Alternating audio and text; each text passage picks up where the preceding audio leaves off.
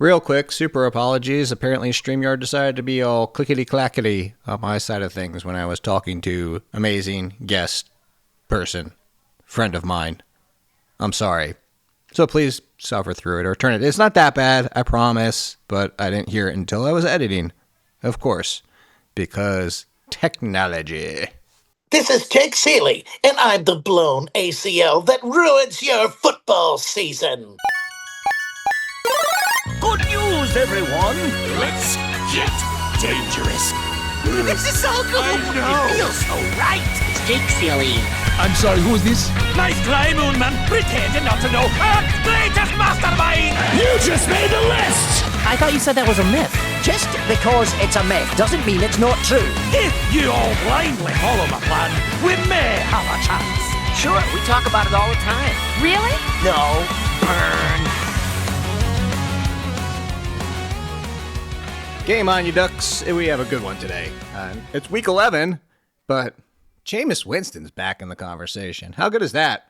We're going to talk to the guests today about Jameis and Tez Johnson, RJ Harvey starting. A really good buy low strategy, some fun. You know what to expect. And yeah, before we get to that, let's talk a few other things that kind of actually happened after I had the guest on. The biggest being Marvin Harrison having surgery on his appendix and being out this week. I know a lot of people might think, all right, what's happening? Who's up next? What's going to be expected? And I have Michael Wilson slightly in front of Greg Dortch. If it flipped the other way, it wouldn't shock me at all. But Michael Wilson playing more of the perimeter. Greg Dortch, both of them should be involved. I wouldn't risk either more than wide receiver 4s. The next one currently up, and we'll have to see how this plays out. But it's Simi Fehoko right now. So that's how thin their depth chart is. It just means a ton for Trey McBride. And I wouldn't be surprised if Elijah Higgins gets involved. I actually put him inside my top 30 for tight ends if you need a super flyer, in addition to the Greg Dulcich situation with the Dolphins. So there you go on that. Again, wouldn't go too crazy for anybody really on the Cardinals.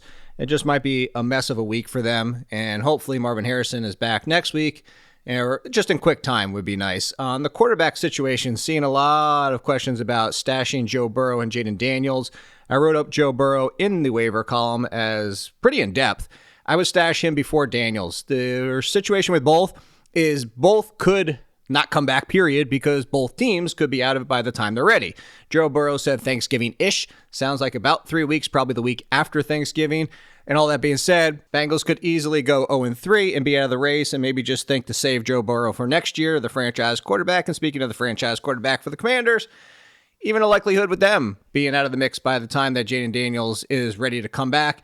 If they were, though, Jaden Daniels playing again this season, they didn't put him on the IR, and that's why people are asking. It would still have top 5 value, just like Joe Burrow, but even the higher ceiling with Daniels. So I would stash both where possible.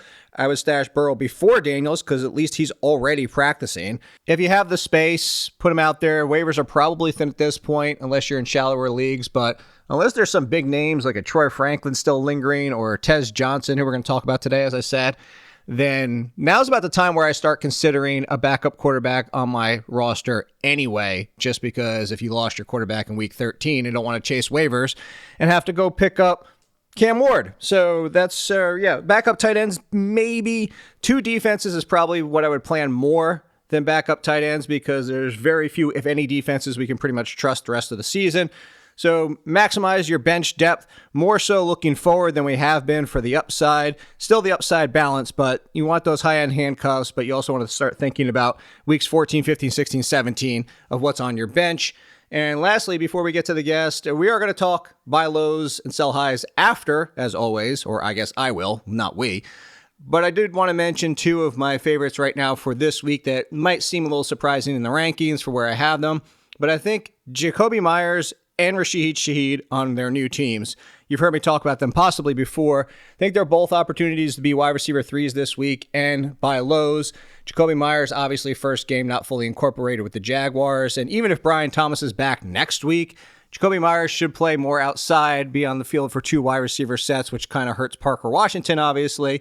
But I think Jacoby Myers could have wide receiver 3 value the rest of the season, so buy low on him. But even more so, Shaheed, we only had 13 total routes in that game. The Seahawks destroyed the Cardinals. Before we even blinked, they were destroying them. So it was only 13 routes to be had. He ran 1 fewer than Cooper Kupp. Cooper Kupp is still Cooper Kupp at this point. I know he had a good game. Most of it came off of 1 catch. Cooper Kupp's had like 1 or 2 good games before this. So it's not like Cooper Kupp's not all of a sudden a thing, is my point. Shaheed is back with Kubiak. I don't know. I get so passionate about Shaheed and Kupp. But she's back with Kubiak. He was immediately, like I said, 1 route behind Kupp. Should be stepping in as the number 2 out there in some 2 wide receiver sets. Actually, as much as Jackson Smith and Jigba was. And has the big playability, which Kubiak's going to look to maximize. So I'll look for that. But let's talk to today's guest because I'm smiling just knowing who's coming on the show. And I don't even know if there are words like in the English language, maybe like some foreign language, because you know they have the weird words for like your feelings and stuff like that. But whatever it is, there aren't enough words. We'll put it that way, enough words to introduce the guest today. He is Joey Wright of many great things, which I'll let you tell everybody about that, Joey. But one of the greatest things might just be hanging out in New York every single year, because there is no way, like you can hear him laughing, there's no way that we're not going to have a new story, a new adventure, new laughs, new something. Like this past year was the best thing I have ever seen in my life since I've been married, which is saying a lot, is the argument between Nicole and Joey about not believing that Joey's actually been and in Montana, knows a lot of the area, and we still needed more and more and more and more evidence as he's spouting off facts. But before you get to that, tell everybody where you can find the Front Yard Fantasy, all the great stuff that you're doing, the game shows that I finally... You haven't invited me back since I lost. Was that the goal, is just to get me to finally lose and then never invite me back? Well, no, once you won, we just stopped doing the show. Okay. No, we're on a little bit of a hiatus right now. We will have you back at some point. But most of my stuff right now can be found over at Football Guys. Doing a bunch of stuff over there. Got the trivia night. I've stolen everything FYF taught me, and I've put it into a trivia night on Tuesday nights over at Football Guys in partnership with Fantasy Cares. And then I do a start sit show on Sundays as well. Yeah, a ton of good stuff. Ton of great. If you ever, by the way, this is a little tease for this secret fun number 2 question I always have. If you ever needed advice on seeing Broadway shows and musicals, Joey is the person to go to. I've actually texted him multiple times, but that is going to be involved. You'll see. There's involvement, and yeah, so we'll see. But actually, you know what you might not be able to wait for, Joey, is everybody like super excited. Jameis is back. Potentially eating W's this week. Back at quarterback. You're not wearing the jersey. You see, this is what I'm talking about. Like, can't believe anything you say. Text me. I'm going to wear the Jameis Winston Buccaneers jersey, and you're not. You're in a hoodie, and you don't even have a Jameis Winston Buccaneers jersey. No. Being a Bucs fan during the Jameis era is not as fun as being a Jameis fan when he's on another team. He's a blast to watch play, but when he's on your team, good way to put it. It is infuriating. I can't put into words how much I was not a fan of Jameis, because I'm a Gator fan too. So when he came from Florida State with all that, I was like, oh my God, why'd the Bucs take him? But once he left the Bucs, he's a blast. I love him. I do think he's a downgrade from Dart, I would say this week, but I think he's an upgrade from Russell Wilson. So let's talk about specifically at quarterback. I slotted him at 15, but between Sam Darnold and Mac Jones. And I felt like I want to put Jameis higher because we know he has the number 1 upside. Even if you're talking about why he's frustrated. 3 interceptions, 3 touchdowns. Like that's just what he does. But I'm looking at the people in front of him: Caleb Williams, Marcus Mariota against the Dolphins, Flacco, Stafford, Mahomes, and Baker. Like I just can't put him higher because I think we still have to acknowledge everything you're kind of underlying in there is that the risk is still there. There are last place finishes at quarterback as a full-time starter where I do have him in front of Mac Jones and Jordan Love, but I think that's about as far as I can go. Yeah, I mean, if you look at last year when he started 7 games, like he finished as a top 11 to 12 quarterback 4 out of those 7 weeks. Like he has top 10 upside. For me, he's always just kind of been matchup dependent. Like if there's a really good matchup in front of him, I would roll him out there.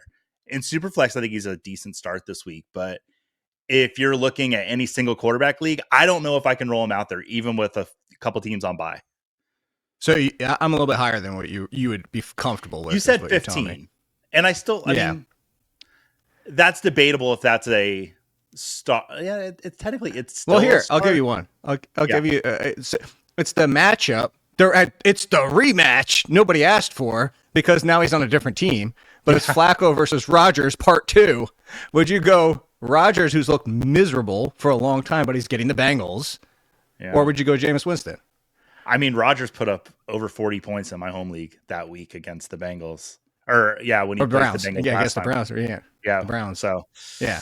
I don't know. Yeah, I think I would go Rodgers over Jameis. I'm just a little bit lower on him. But, I mean, the upside is there, like you said. Yeah, so the Browns was the one that he went 235-2, and then your Bengals, well, not your Bengals, your game you're referencing against the Bengals, 249-4 touchdowns in that game, which is just insane. All right, so real quick before we get to the second one, any improvement you feel like for Slayton and Wandell? Because I moved them up, but I only moved them up because I was assuming it was going to be Russ. I didn't move them, like, to your point about Dart. Like, I actually would pretty much had him in the same spot, Dart versus Winston. It's just that they moved up a few spots because of Russ. In agreement there? Yeah, we can agree there. I like Wandale more than Slayton. I think Wandale kind of be the underneath target for Jameis would be the best thing for Jameis to do. But Jameis won't do that. He's just going to huck and chuck the ball down the field. So if you need 25 points or 3... You go with Darius Slayton, which is, you know what, let's talk about your Buccaneers, though, because I think there's an opportunity here. Like, Tez Johnson has been great in replacing, the third wide receiver he's replacing now at this point. Yeah. But admittedly, it's been touchdown reliant. Like, he doesn't have 100 yards to a game yet this season, and people are somewhat worried about that. And I go the other way, saying, you know what, Baker makes touchdowns. Baker makes this team, and he looks to Tez for big plays, and he looks to him in the red zone. Like, that's where he looks for him. So Tez Johnson versus both Giants, or just in general, like, I have him inside my top 30 wide receivers. Does that feel too aggressive from a Bucs fan, or how much you've seen of him? Maybe it's even arguably too low. I'm actually higher on Tez Johnson than I was the first time we actually saw him break out a little bit. If you look at that Detroit game that happened the next week, him and Baker looked completely out of sync. I think Baker was used to having big old Mike Evans there to throw the ball to.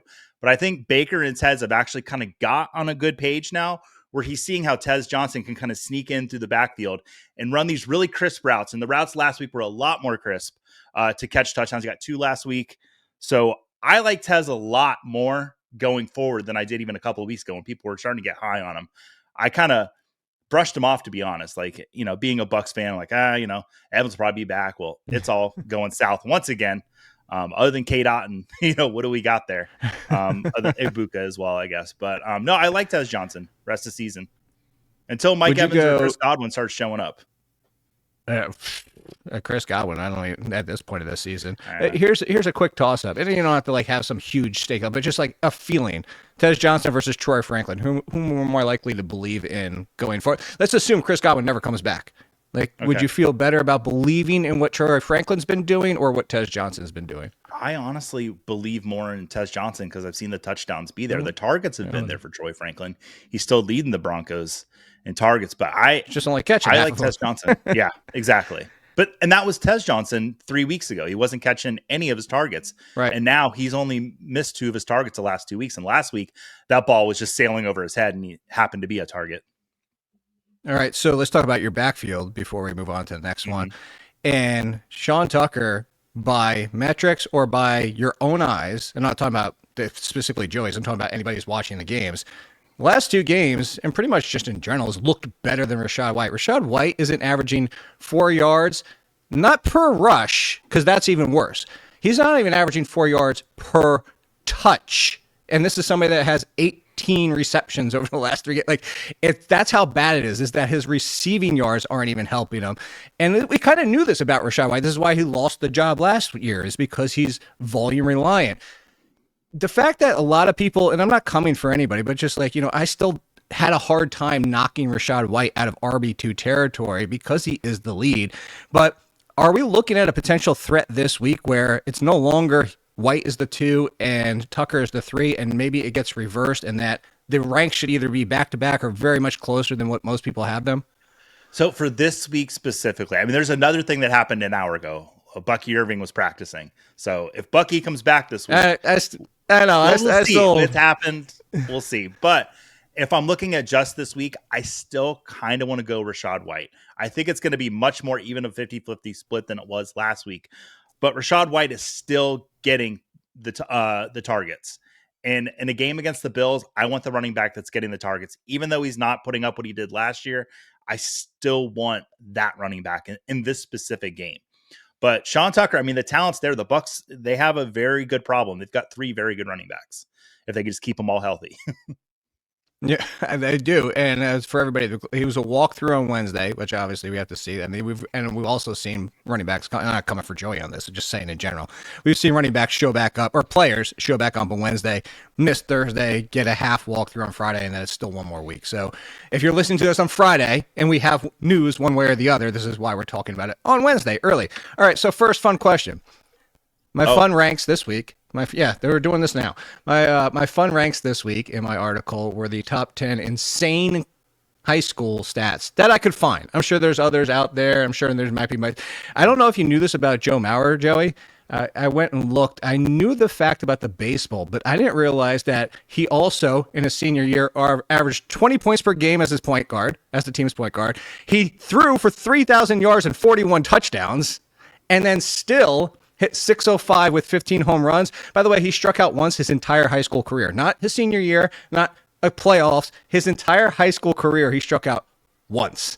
So my fun question just in general for you is, do you have an insane high school stat, or do you have a fun memory from your high school sportsdom liveness stuff things? So when I was in middle school, one of the high schools that was close to us, Mainland High School, had this kid named Vince Carter that people were like packing the field house to go see play. They would let him play like 5 minutes to start the game, and he would put up 25 points in those 5 minutes, and then they would bench him for the rest of the game. And then the game would get close. They bring Vince back in. It was insane watching Vince Carter play against high school kids.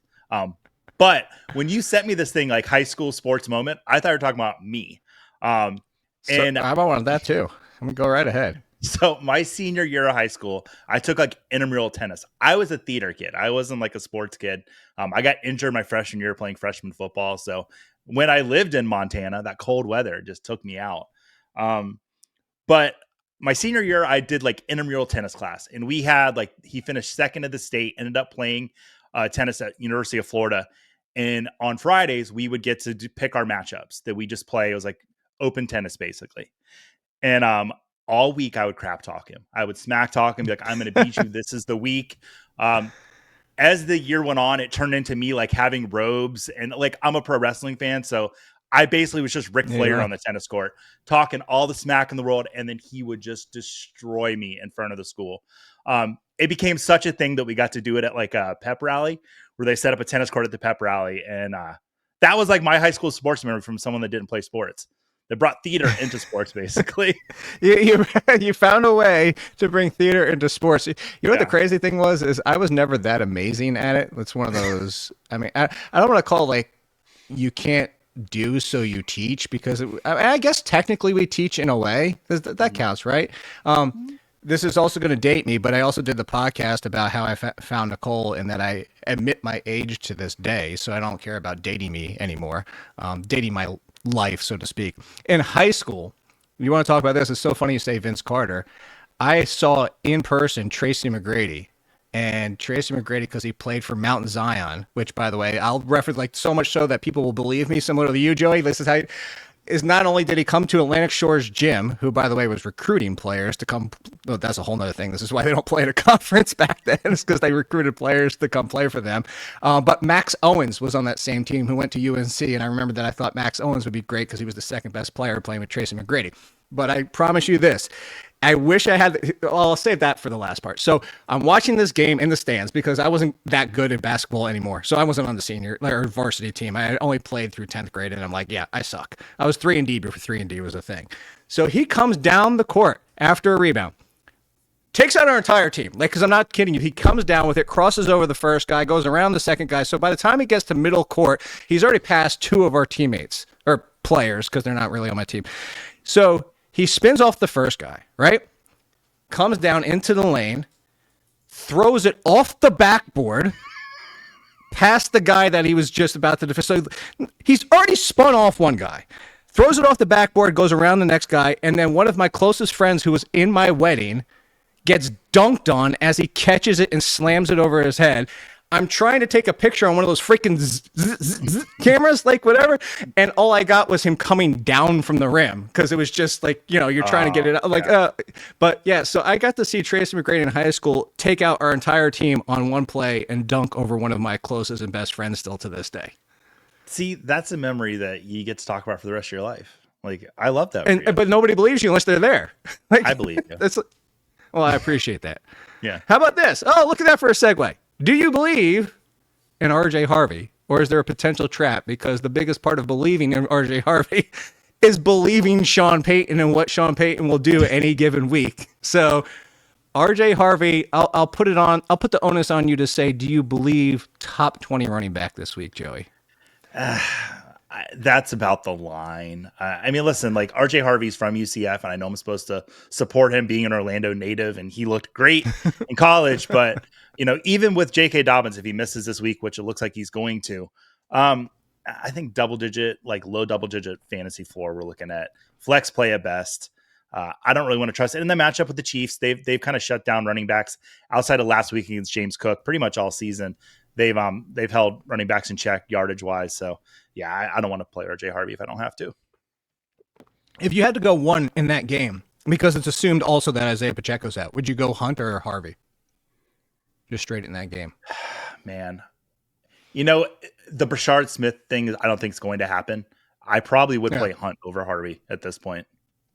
I mean, the fact, and even if it's wrong, and I think people get caught up in this a little too much. Like, oh my God, I can't believe you said Hunt, and then Harvey scored 3 more points to him. Like, even if it's wrong, the fact that it's a conversation, and you heard the hesitancy in Joey's voice, and I have the same thing. That's the point being. It's like, maybe we need to just understand, like, it might be a sell high opportunity. Also, if Harvey goes off in that game, good God, it's like the Travion Henderson hype. It definitely sell high. So I set that up to say this. I think there's a really good buy low in fantasy out there right now. I actually did a video over on The Athletic about this player. And I started it off because that's what they want me to do. They want me to tease the player and then reveal the name halfway through. Is that this player is top 20 in points per game right now in what is considered his worst season to his career. He has 2 single-digit performances. He's been the number 1 fantasy wide receiver twice. He's never finished worse in points per game than 7th or 8th, depending on your scoring. And the receptions haven't been there with the new quarterback, J.J. McCarthy. By the way, that name is Justin Jefferson. And I looked at all the numbers. I went back and watched, and I was looking at it deeper. And if you take the metrics side of it, Joey, it's the fact that J.J. McCarthy and Carson Wentz, the numbers, points per target, yards per route run, target percentage, you go down the line, and they're almost identical. The biggest disappointment and the biggest factor is that the catchable passes, and it's about 50% with McCarthy, and it was up at 68% with Wentz. I think that's why he's a good buy low, because it's not like I'm a huge apologist for McCarthy, but I think this is the worst we might be seeing from Jefferson. And then if you look at the final 4 games, sign me up for that. This is the best chance to go get Jefferson. Am I wrong on this? No, you're not. I literally, in my notes, because I read off notes, everyone, if you're listening to this, I'm not a pro. I am. Of course I'm a pro. I have woo-wee Cowboys, Giants, Lions. That's what my notes say. I love his end of season schedule. I think Jefferson, we talked about Tez Johnson, and this is a weird comparison, but him and Baker need to get on the same page, need the rapport. JJ McCarthy and Justin Jefferson have played a handful of games together. Sure, they had a season last year where McCarthy was on the bench and they might have worked a little bit, but they got to get on the field a little bit, work some more together. If somebody's getting 10 to 12 targets a game, eventually McCarthy's going to come around and get the ball into his hands. I think it's a perfect buy low. Rest of the season, he's fantastic schedule-wise too.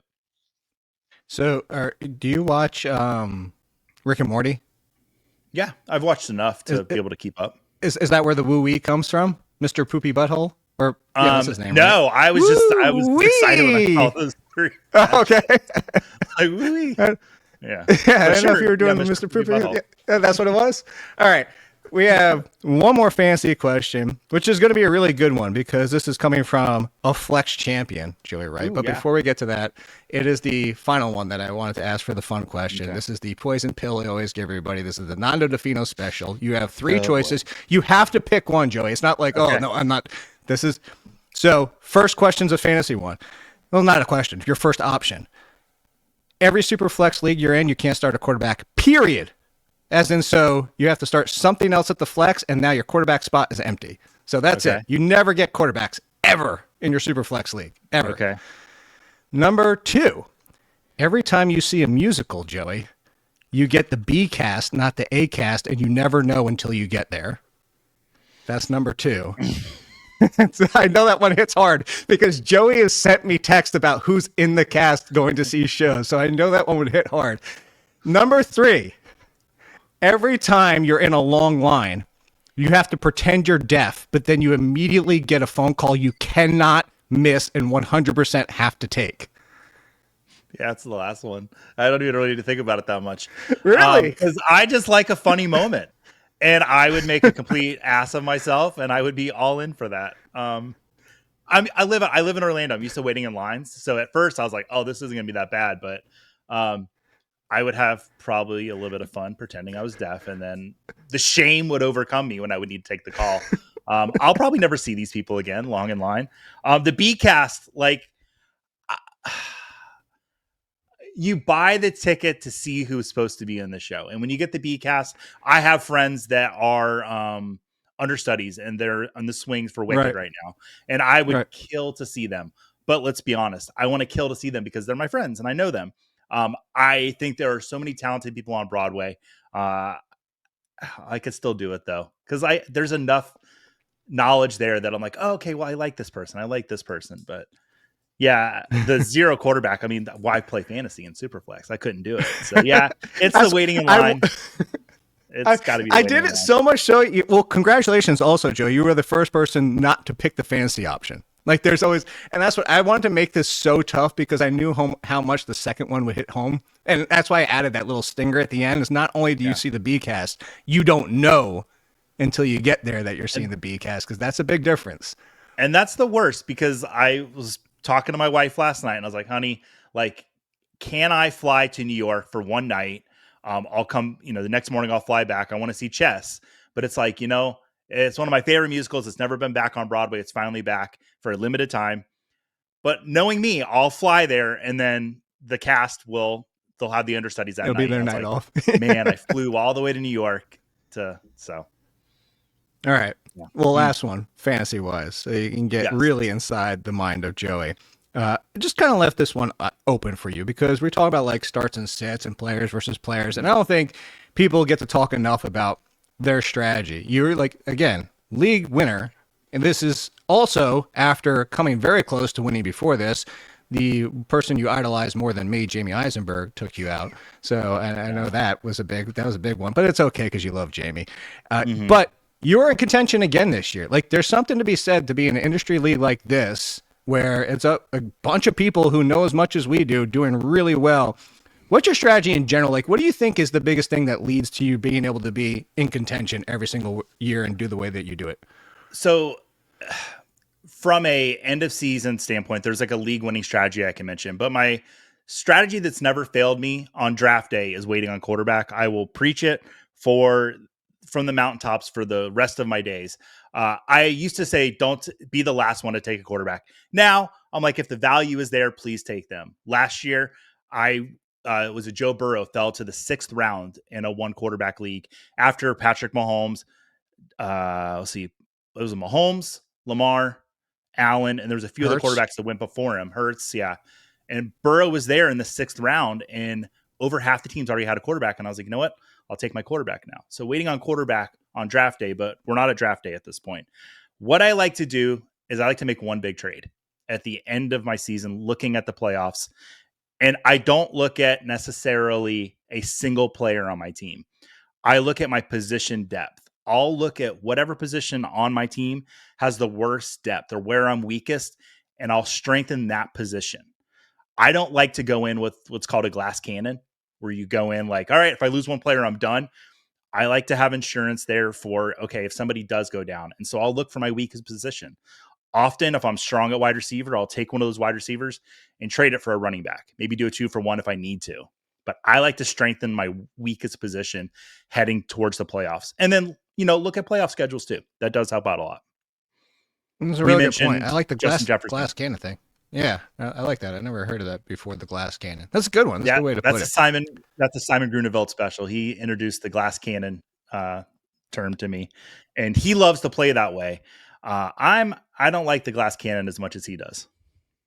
Yeah, that's actually one of the leagues I've been doing. Is I was doing it without even thinking of it. Is that I keep trying because so you bring up Joe Burrow. Not to talk about my own team, but real quick before we get out of here, I did the Joe Burrow Industry League. He was there in the 6th round. I'm like, well, I want to do the same thing. Well, you know how that went because I lost Joe Burrow. I actually picked him back up at this point just because I have lost. It's ungodly, Joey. It's the Stack League. I don't know if you saw that they tweeted that. It's been so bad that they actually donated to my charity, CHKD, because it's like, we know you're not winning. And they're like, we've never seen luck like this. I traded for Nico Collins and Garrett Wilson the week before Wilson got hurt and Nico got hurt. And now Wilson has been doubly out. I traded for Travis Hunter 24 hours before he got put on the IR. Is now out of the season. Like, I keep trying to make up the void that you're talking about, the glass cannon. I'm like, I don't want to go in with like 5 good guys and where I'm 1 injury away from being nothing. Well, I might not even get in at this point, but hopefully you're getting into Joey Wright.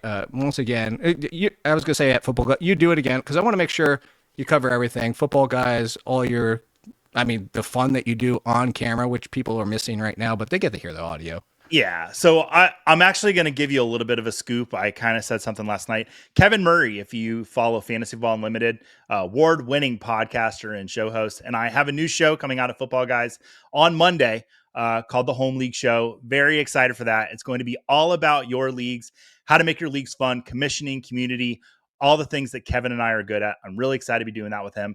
But until then, Sunday morning, Start and Sit Show, Sunday morning live. And then if you enjoy fantasy football trivia, we have Trivia Night Live every Tuesday at 7 o'clock. And in the off season, we do a lot more like pop culture and movie stuff because I love me some movies and pop culture.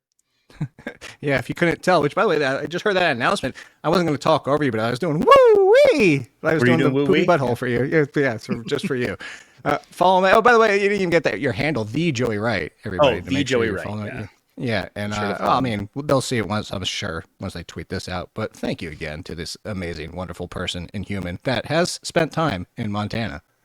I truly, truly have. It's not a lie. Once again, that was Joey Wright. If you didn't enjoy that, I pray for your soul and your happiness, because you might not have either if you didn't enjoy that with Joey. But lastly, before we get out of here, as I like to do, buy lows and sell highs. Looking forward, a quarterback. Not usually a lot of opportunities to buy and sell on quarterbacks, but I will say Jordan Love is a decent buy, especially the situation right now where he's not looked so good for a couple weeks. Week 15, if you're looking ahead, is not good. Broncos. But does have the Bears right before that to get you in the playoffs, and then has the Bears again after that. If you have a bye, Jordan Love's a really nice situation too. So you get Bears and Bears sandwiching the Broncos, and then the Ravens, which is going to be a stronger matchup than it is currently, but it's still not the worst. So again, it's hard, like I said, to find quarterbacks to buy and sell. And on the sell side of things, I would sell Caleb Williams anytime you have the excitement to potentially get top 10 for him, mostly because looking at his schedule, there's only one team that has it worse. It's Mahomes, and you're not selling Mahomes even with the bad matchups. But on top of that, for the Bears, Packers, Browns, Packers. Well, there you goes the sandwich, obviously. So the Packers sandwich on that one. Packers, Browns, Packers, 49ers to finish things out. And yes, the 49ers are still a tough quarterback matchup, even with all their injuries. So that's why I would consider selling high on Caleb Williams. At running back, I would buy both Panthers. I do believe Rico Dowdle deserves to be in that second-tier conversation with Josh Jacobs and Kyron Williams and Chase Brown and others like Derrick Henry. Speaking of buy Derrick Henry too. But I think you can buy both Panthers. And I say buy is because Dowdle deserves to be there. Nobody's treating him as such. And then if anything were to happen to Dowdle, who's banged up and still practicing and playing, but he's banged up. If anything were to happen, Chuba Hubbard would go right back into being that solid, productive, mid-upper RB2. Everybody's frustrated because you lost value, so nobody really wants him anymore. They see him as a handcuff, which is weird because people are like, oh, Blake Corum, yes, and I understand it. Tyler Algier, yes, because you might have some RB3 value in the right matchup, and then if anything were to happen, look at the upside. Well, it's like people forgot that Chuba Hubbard's now in that boat, and it's more so because of what Hubbard was already producing. But anyway, on the sell side, RJ Harvey now or even potentially after this game, you heard us talk about him. RJ Harvey, if you can get top end RB2 value, I would do so. And then if he does have a good game after this, maybe you get RB1. It's your choice, your taste of whether or not you need to make that move now. The biggest thing is if he goes out there and has half of a game, or half of a productive game is what I meant to say, not half of a game. Hopefully he plays the full game. But if he's out there and he finishes RB23, which is somewhat disappointing, or even RB30, you're going to not get the return that you could potentially get on the excitement right now, similar to Travion Henderson. So if you can get top 15, I would sell. Again, if he has a huge game, you potentially get RB1. But going back to that Broncos situation that I've talked about a lot, the end of the season schedule is not very favorable. Packers, Jaguars, and Chiefs. Jaguars better than a lot of people realize on defense, and then of course Chiefs to close it out is tough. And on wide receivers, you heard earlier in the show, Justin Jefferson, my favorite buy low, but I'll give you one other, and it's coming off a good game, so I know perception might be a little different on what you can buy him for. But Jameson Williams, with Dan Campbell now calling the plays again. Johnny Morton ruined Jameson Williams. I talked about this on Pat Mayo's show. I've talked about this a lot. He was sending him downfield on most every single one of his routes, go routes, posts, it just wasn't using them the way that Ben Johnson was. But Dan Campbell comes in and gets Jameson Williams back into the fold of, hey, over the middle of the field, doing more things after the catch. What a surprise. Jameson Williams is back. So go buy Jameson Williams, because I'm pretty sure you still can get him for wide receiver 3 value because of so much disappointment before that. And on top of that, the Lions' last 4 games, Cowboys, Rams, Steelers, Vikings. The Rams and the Vikings are the worst 2 of those, and they're not that scary of matchups where it doesn't offset how good the Cowboys and Steelers should be for him. On the sell side, I know I was talking about the Bucs earlier with Joey, but I would sell wide receivers on the Bucs. You do have Mike Evans potentially coming back. You do have Chris Godwin potentially coming back. I'm not selling Ibuka unless I obviously get top 10 at least, if not more value for that. But that being said, the Buccaneers have Falcons, Panthers, which are actually a tougher matchup for wide receivers than Falcons are, but still, Falcons, Panthers, and then Dolphins is the championship game, which is the easiest of the matchups, and now more middle of the road than they were before earlier in this year. But one of the worst schedules to finish out the season, so Buccaneers, mostly because of the value you can get now, and then Chris Olave. Chris Olave, mostly because he just had this touchdown, finally got his touchdown on the board, and he should see a ton of volume every single week, but similar to that situation, Panthers, Jets, who are now extremely vulnerable, but not the same. And then Titans, not the worst schedule. It's kind of middle of the road. But what if any of these defenses, which they do, have some talent, you're just going to blanket the crap out of Chris Olave. So coming off that game, look, Chris Olave, if you can get top 20, maybe I would say definitely top 15 value. If you get top 20, I might even still think about it then. Just because it get going earlier into the show, looking at the playoffs, looking at the bench, looking at the roster going forward. As Joey said, glass cannon. That's what you're looking to avoid. And hopefully you avoid some L's and only eat those W's, as Jameis would say. Jameis for president, everybody.